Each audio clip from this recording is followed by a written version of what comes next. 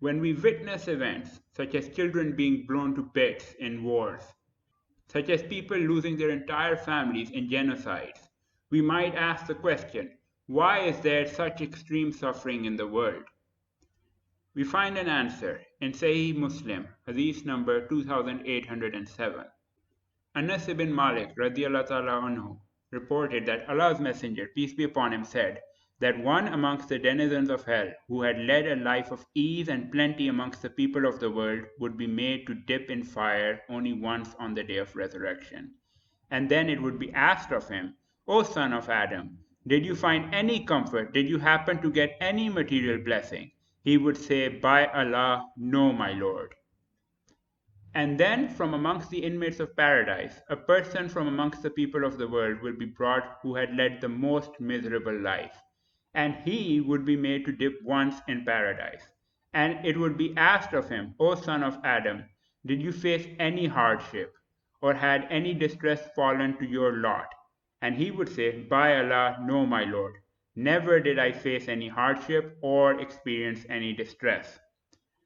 So what we're being told here is that in this life, regardless of the level of injustice that happens, the people who suffer the most and ultimately end up in paradise, it will take but a moment in paradise for them to forget about all their suffering throughout their existence, because paradise is that much of a reward.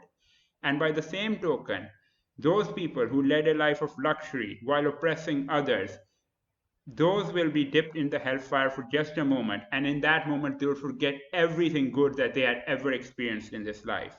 Simply put, justice will be served, no matter how extreme things get. And we need to understand it has to be this way, because if you think about the concepts of paradise and hell, Jannah and Jahannam, these are two extremes. On one side, you have eternal bliss and happiness, and on the other side, you have eternal suffering and punishment.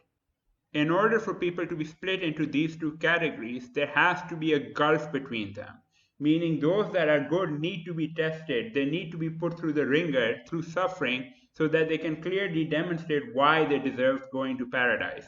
And by the same token, those that are wicked, they need to be given ample opportunity to sink to the lowest levels that they can, so that when they're thrown in hell, no one has any doubt about the justice of it all.